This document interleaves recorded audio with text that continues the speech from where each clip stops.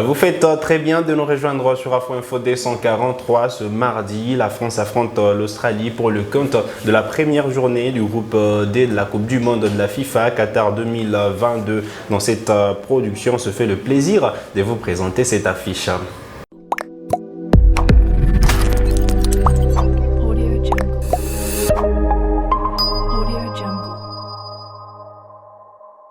Très content de vous retrouver sur Afro Info D143 et pour en parler, nous recevons Ousseini Ouchou qui est consultant. Bonjour et bonne arrivée. Bonjour David et bonjour à toutes et à tous.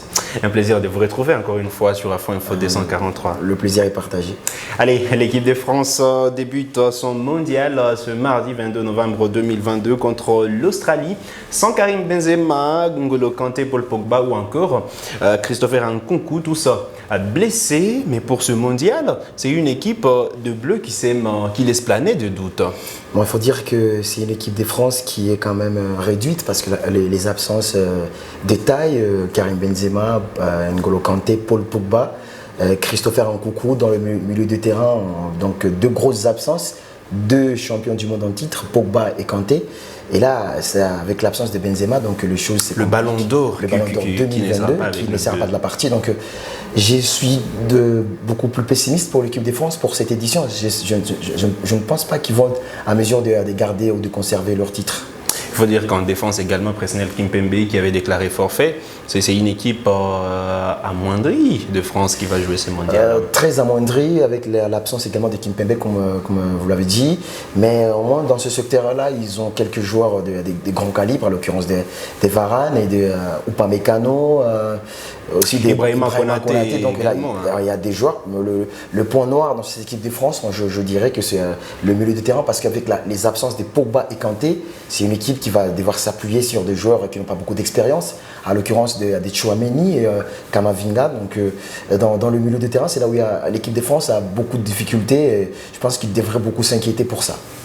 Allez, il faut dire comme en 2018, la France va démarrer ce mondial par l'Australie, un remake de la première journée en 2018 en Russie. De la victoire 2-1 pour les Français en 2018.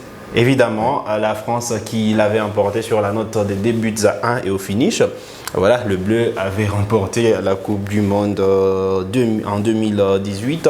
Pour vous, ce sera quoi la force des Bleus pour cette rencontre? Bon, je pense que pour la force des Bleus pour cette rencontre, d'abord c'est Kylian Mbappé parce que c'est le joueur sur lequel on est en train de miser. Donc offensivement, il y a quand même du répondant. Kylian Mbappé, Griezmann, Dembélé. Offensivement, c'est une équipe de France qui pourra causer beaucoup de difficultés à l'équipe d'Australie parce qu'on ne va pas se le cacher. En face, l'Australie, c'est pas du tout un grand dans le football. Donc pour la rencontre d'aujourd'hui, cette équipe de France a vraiment beaucoup plus de chances de l'emporter. Ça sera un peu plus compliqué face au Danemark, mais aujourd'hui, sur le papier, je vois l'équipe de France l'emporter peut-être même largement. Allez, la France qui va donc jouer contre l'Australie tout à l'heure à 20h TU. Mais comme composition probable, voilà, vous le savez, dans le but, c'est l'éternel, c'est le capitaine de cette formation, je veux dire.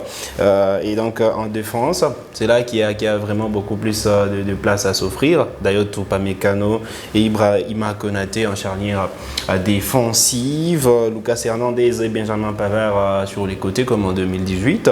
Tchouaméni et Rabiot au milieu de terrain et 4 joueurs à vocation offensive, Dembélé, Kylian Mbappé, Griezmann et Giroud. Quel est votre commentaire vis-à-vis de notre composition probable? Dans le passé, c'est une composition qui a donc l'attaque qui sera peut-être alignée aujourd'hui, Dembélé, Giroud et Mbappé. Donc ce sont des joueurs qui se connaissent et qui évoluent souvent ensemble. Et qui, statistiquement, depuis le début de la saison, on va parler de Giroud qui a été convoqué par Didier Deschamps et qui sera titulaire. Donc c'est un joueur qui pourra...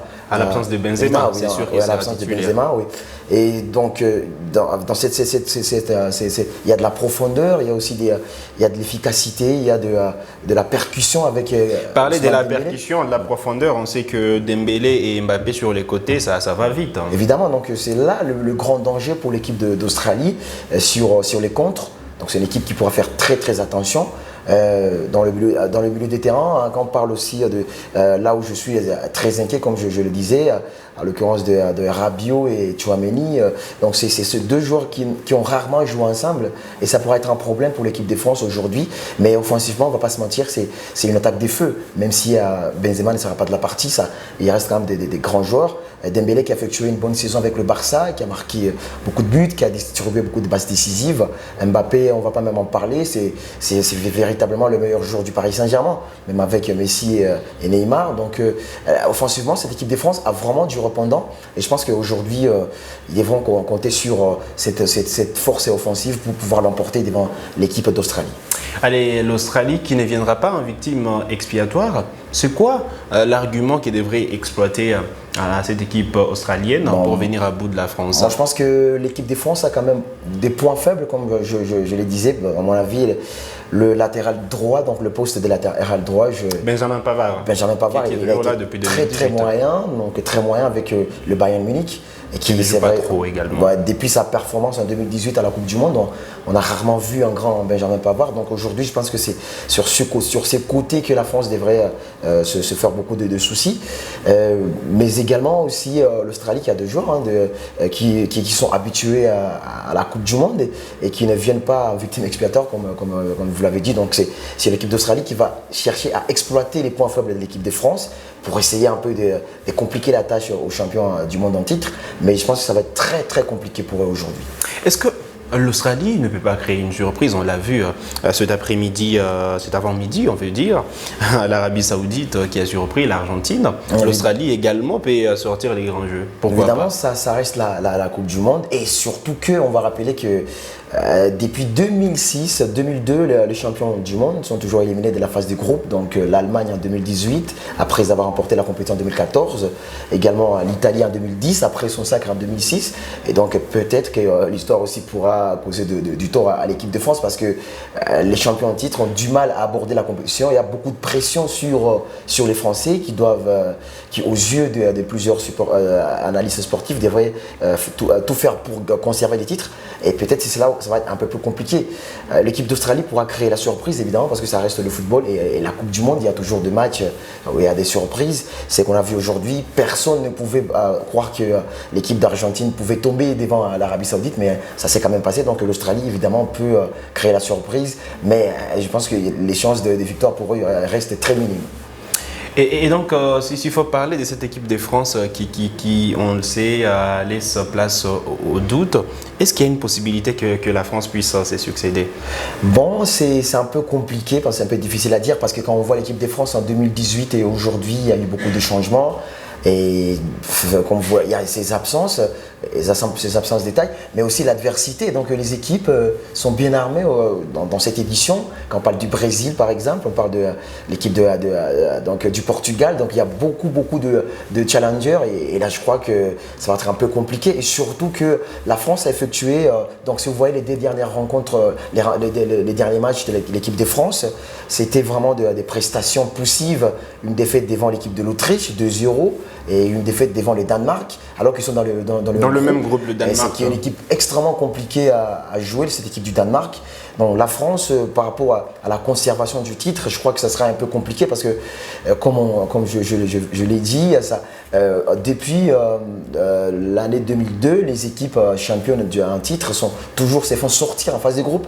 Et là, je pense que ça sera un peu compliqué parce que aussi toutes les équipes ne visent que la France, donc tout le monde voudra éliminer l'équipe de France. Et même à partir d'aujourd'hui, les Australiens vont aussi tenter de rendre la tâche difficile à l'équipe de France. Ça sera un peu compliqué cette édition.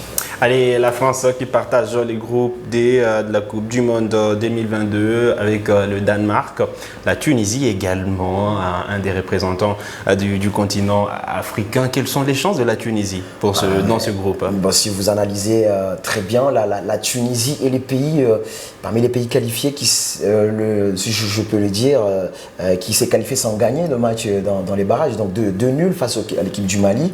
C'est grâce à la règle du but marqué. Voilà, le Mali qui n'avait pas démérité. Évidemment, le Mali qui n'avait pas démérité et l'équipe de Tunisie qui Franchement, on ne me convainc pas aujourd'hui parce que quand on voit leurs prestations, leur dernier match face à l'équipe du Brésil, on a vu c'est que devant des grosses équipes, ils sont un peu en difficulté, battus 5-1 par l'équipe du Brésil en amical. Et c'est un groupe extrêmement à relever d'abord. Donc Danemark et la France, franchement, ça sera un peu compliqué pour l'équipe de Tunisie. Je pense que c'est parmi les équipes africaines qui sont classées dans des groupes difficiles. Donc France et Danemark. Et là, il ne faudra surtout pas perdre aujourd'hui parce que s'ils sont battus aujourd'hui, déjà, je pense que... Qui jouent maintenant à l'heure où nous enregistrons cette émission. L'équipe du Danemark. Les chances des qualifications, déjà franchir le premier tour, ça sera un peu compliqué pour eux parce que dans ce groupe, les favoris, c'est la France et l'équipe du Danemark. Allez, ça sera peut-être bien compliqué ou accessible pour la Tunisie, on l'espère. Mais quel est votre pronostic pour cette rencontre France-Australie? Par rapport au match d'aujourd'hui, je pense que la France va l'emporter par 2-0, à mon avis, donc mon pronostic. Parce que comme je l'ai dit, je pense qu'il faudrait une énorme surprise pour voir les Bleus ne pas gagner aujourd'hui. Ça pourrait être une grosse surprise. Et je pense qu'ils vont l'emporter. La grosse surprise de la journée, on en a parlé à cette défaite voilà, de l'Argentine 1-2 devant l'Arabie Saoudite. Dans un groupe où vous avez la Pologne, est-ce que ce sera facile, et le Mexique je vais dire, est-ce que ce sera facile pour l'Argentine de sortir la tête de ce groupe après cette défaite? Bon, je pense que déjà les Argentins sont dos au mur parce que dans un groupe il y a le Mexique et la Pologne. Et là, on va rappeler que cette équipe du Mexique a toujours causé des difficultés à l'équipe d'Argentine, même si les Argentins l'emportent, mais c'est surtout sur les fils. Donc la défaite d'aujourd'hui pourra causer beaucoup de tort à l'équipe de l'Argentine. C'était le match à ne pas perdre. Et malheureusement, les Argentins l'ont perdu. Bon, espérons qu'ils vont se rattraper lors de la deuxième et troisième journée, mais ça sera un peu compliqué parce que le Mexique a des joueurs des très grands calibres et c'est une équipe qui est toujours présente en Coupe du Monde. Et on se rappelle qu'il avait battu l'Allemagne en 2018 2-0. Et cette équipe d'Argentine vraiment s'est mise dans une situation un peu compliquée. Et je crois déjà pour eux, il faudra pas vraiment perdre d'autres points. Allez, c'était la brève présentation de la fiche France-Australie à suivre à partir des 20h TU. Voilà, qui met un terme à cette production sur Afro Info 243. Merci d'être passé. Merci également à vous, David. Allez, vous êtes nouveau à la chaîne, cliquez sur s'abonner, activez la cloche des notifications pour ne manquer aucune de nos prochaines publications. Likez cette vidéo si elle vous a plu et merci de nous avoir suivis.